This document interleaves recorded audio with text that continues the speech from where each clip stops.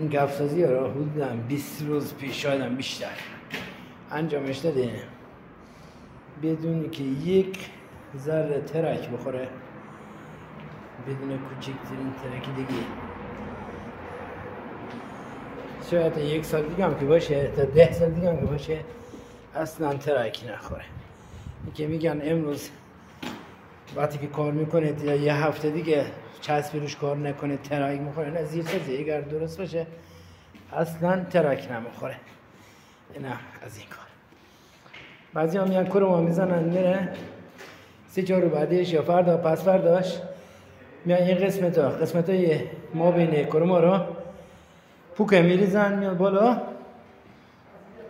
بعد 1 سانت 2 سانت ملاد میکشن بغل کرما ترک میخوره. وگرنه اگر همون روز که کرما میزنن سیمانش هم بکنن همه جا 3 سانت 4 سانت ملاد بیفته اصلا ترکی دیگه نداره.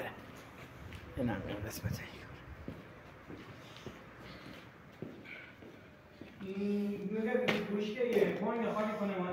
این قسمت های کار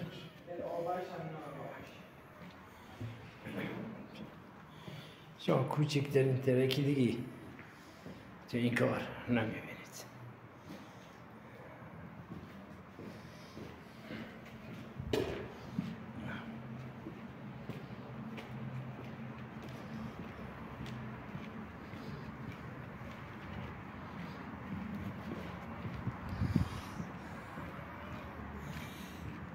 مهندس اخوان نظرتون درباره زیرسازی چجوریه؟ خیلی خوب، دستتون زنده بدون هیچ ترکی و بدون هیچ ورق شدن کلم نکرده.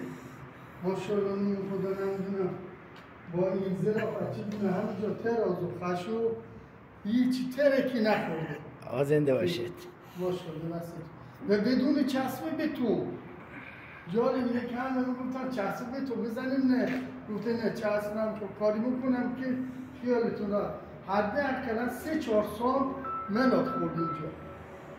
آقا ممنون. انشالله موفق باشید. قربونتون، سلامت باشید.